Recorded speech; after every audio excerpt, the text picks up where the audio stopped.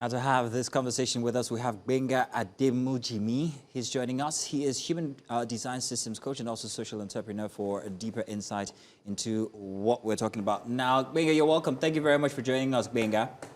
Please confirm that you can hear us. Happy New Month. Fantastic. Happy New Month. Please don't follow it with anything for the boys, please. Because that's how it goes.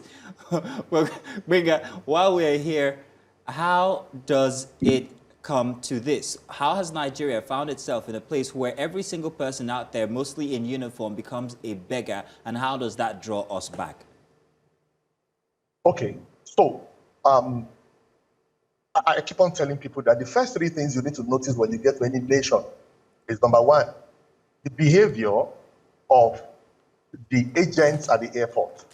Talk about the custom officers, talk about the police officers, talk about immigration, talk about the taxi drivers and all that. Then the second thing you need to notice is how people drive in that city. And the third thing you need to notice is the layout of their building. This will give you a holistic membrane and a kind of psychological psychoanalysis of who the people are. Our culture and religion plays so important role in this factor. Do you understand? So take a look at the Almajiri system in the northern part of Nigeria, whereby hundreds of people believe that one person should be rich and be feeding every other person. Does that make sense? You know. Then you see people in churches that they believe that after church service they have to go to their pastor to ask for transport money, even for lunch money, you know, all those whatever. So our culture and religion has contributed largely to this. Secondly, poverty and unemployment. I cannot say categorically, statistically, the unemployment rate in Nigeria now, but I know, I think it got reduced in the last 2 years. But having said that, it's still high. So we lack manners. Let me use that. We lack manners. Then family breakdown and neglect. So you see a situation by one man, one woman give birth to like 14 children, 10, 8, and all of them are staying in one room and one parlor, you know. Then the father doesn't even care where the boy is getting money from, where the girl is getting money from, whatever they can do. Mazino, 2024 December outreach, if I'm right, we were sharing foodstuff somewhere in Koshofe local government, and we said, okay, this is the order. Elderly people, we get there first, they can go. Then the pregnant women, then feeding mothers, you know, mothers carrying babies. Let me shock you, Mazino. People brought their babies so that they can quickly get, because an average Nigerian believe that whatever is on ground will soon finish, it will not get to me. So they rush. Have you seen our behaviors at BRT parts, visa, name it, you know, even at the airport? That rush thing is in our system. So by the time the people, the third category, that is the people with the babies, do you know what happened? What? Women were going to rent babies. This is not a documentary. I'm not telling you what somebody said on social media. I was there live. They begin to go rent babies just because they wanted to, you know, get the food stuff. Guess what? These people, they've already collected and they want to get again. 4 weeks ago, I was in Ibadan for a party of a prayer. I mean, I followed a friend for a party. And people were at the entrance of the hall. They were giving them food. The next thing, they brought another batch of food. The people who got food about 5 minutes ago, they were still eating. They've not finished what they were eating. They left what they were eating and they went to fight for the new packs of food that just came for a new set of people. See, it's sad. Then lack of education and opportunities, you know. These are few reasons why Nigerians behave the way they behave, and they beg at every point in time that they have opportunity to beg. Look at the police officer. You see, yes. Now, those aren't just a few reasons. You just gave us an entire encyclopedia of how it works here in Nigeria. But you talked about Nigerians. Let's talk about the systems. Are you serious? Now. Encyclopedia? I didn't even finish. Trust me. I know you haven't finished. I know you haven't finished, yes. Because I want us to now look at the institutions. Let's look at the men in uniform, from customs to police, especially the police. We've had so many different instances where there's been call for reform of the Nigerian police. You think of the Nigerian police, the first thing that comes to your mind is the fact that they would extort you. So why exactly do we still have this persistent curse on our systems, especially men who are in uniform? Why does it seem like once you have a uniform, it has become your license to extort? Okay. So, like what I was saying last week when we had the CP and the former CP on show, I said, our culture, our DNA, the way we were raised, we have this mindset. Okay, so let me put this. We call it, I better pass my neighbor mindset.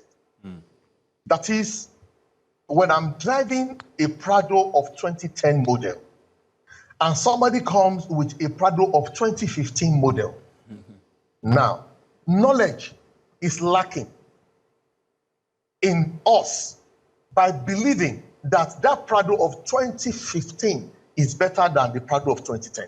So we worship people based on material possessions. To the point that even the religious sector, it is jeep collect unto jeep, not deep collect unto deep, as scripture says. People respect their pastors according to the size of their jeeps and aircraft. And people who carry grace and anointing because they trek, they don't respect them.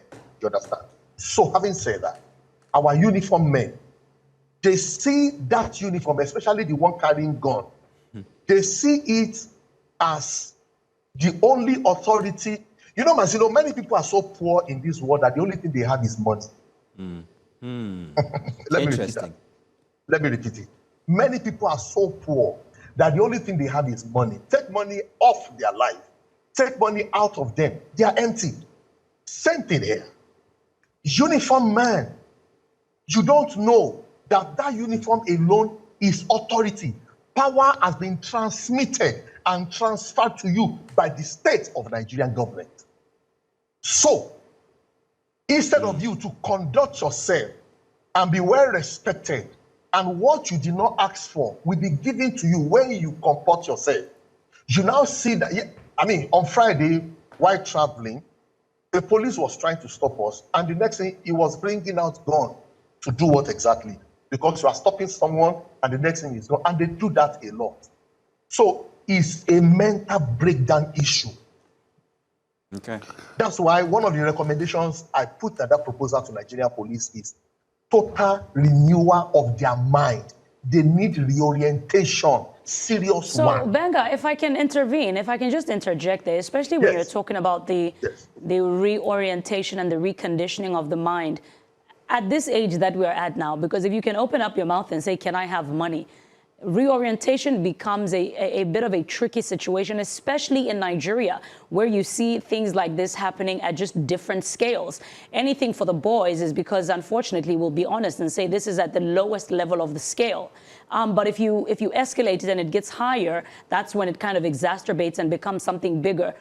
Talk to me about what reorientation looks like. And is it even something that is possible? Because this has creeped in and it has become a plague, if not a serious virus that at this point looks like it does not have a cure. Thank you. Number one, leadership is everything. Everything rise and fall on leadership. The body language of a leader says a lot to the followers.